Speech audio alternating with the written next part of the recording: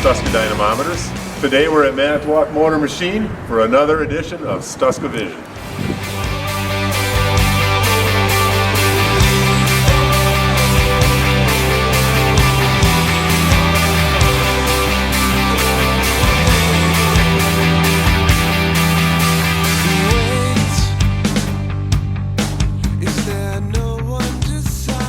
Okay, I'd like to introduce you to Scott Wicklach, owner at Manitowoc Motor Machining. How are you, Scott? Wonderful, Steve. How are you this morning? Very good. Good to see you again. Thanks. Tell us a little bit about your business. I started the business in 1985, doing primarily automotive, agricultural, and heavy-duty engines, and branched out from there to parts, electrical rebuilding, so we do starters, alternators, and generators. We do a lot of custom machine work and actually do some parts manufacturing. Okay.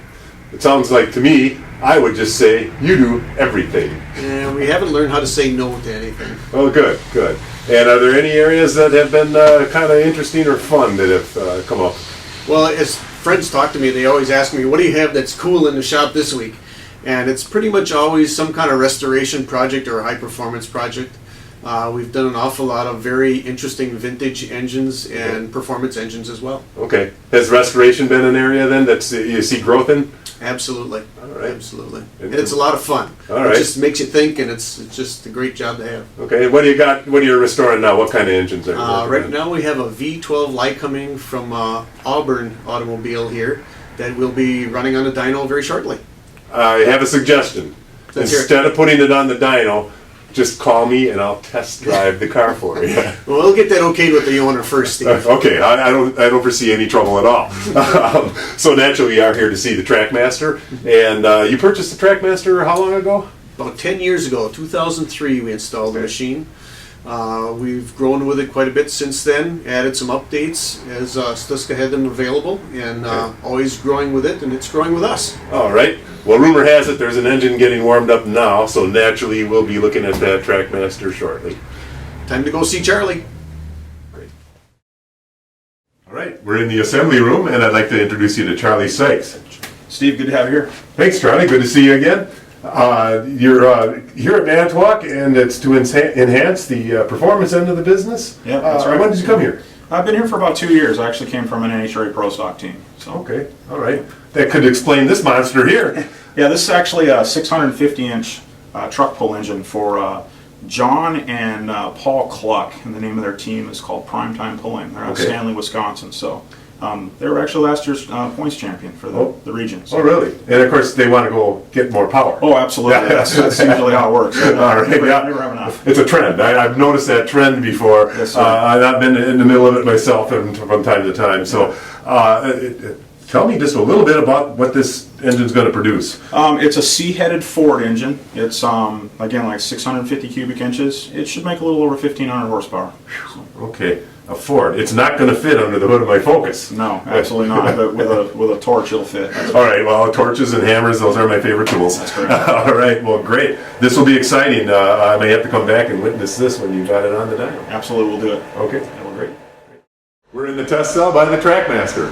Charlie, I understand you did some remodeling when you came on board here. Yeah, actually, Steve, we did. When I first got here, the machine was in the shop, and the room was not as good as what it should have been. So Scott gave us the ability to build a new room and make a really nice room. It changes the air about 3 times every minute. Okay. It's about a ½ inch of depression, so it definitely does a good job of controlling the air. And you got to control the air to have good consistency. Yep. That's one of the variables you have to nail down.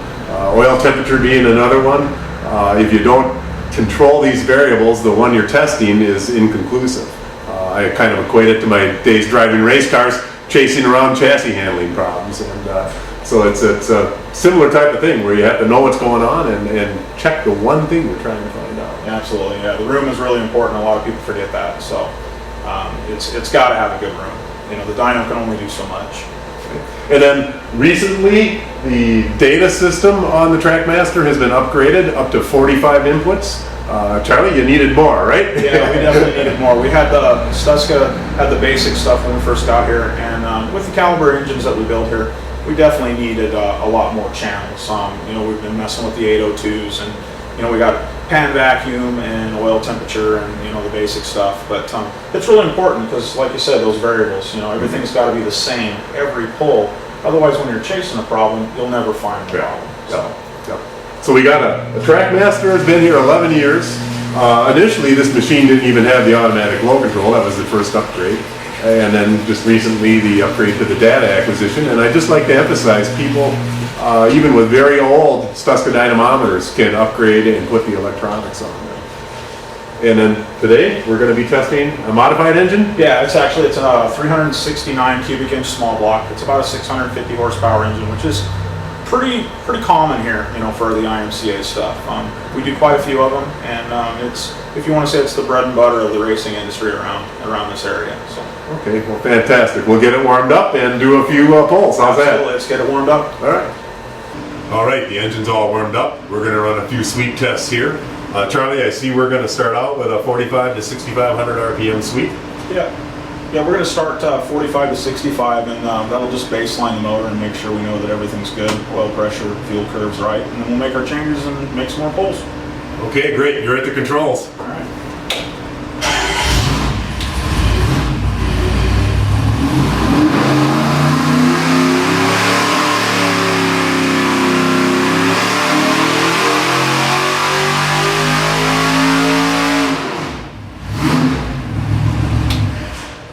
And that's all there is to it. Okay, we're going to step it up a notch and run our sweep test up to 7,000. Charlie, you made a couple adjustments? Yeah, I made a couple carburetor changes, different air bleed and a little bit more jet in it, give it a little more fuel, and make another test and see how it works out. All right, ready to go.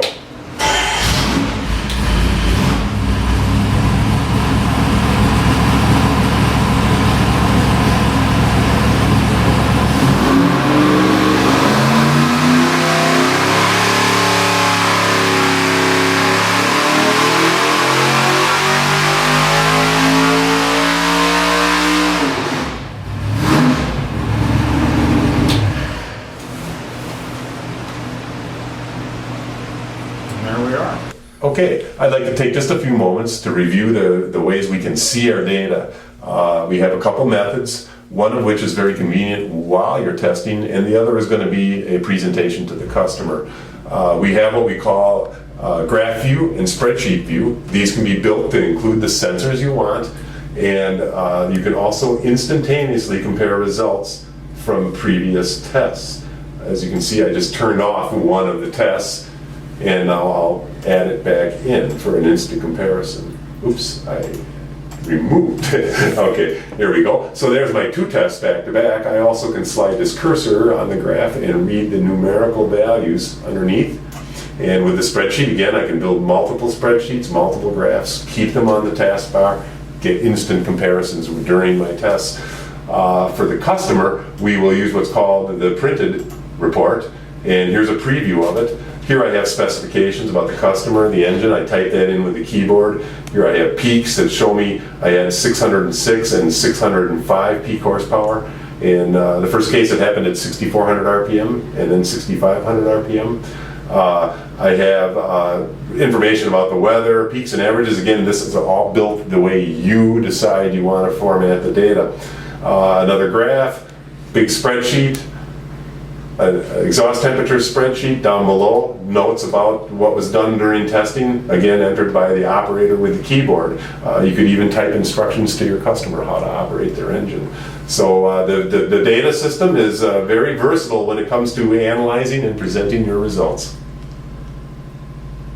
Well, Charlie, thank you very much for spending the time with us today. No problem. Thanks for coming out. We really appreciate your help. Okay, well, it's always a pleasure, and we'll look forward to seeing you at PRI. Absolutely, we'll be there. Okay, stop on by and say hello. Okay. And that concludes another edition of Stuska Vision.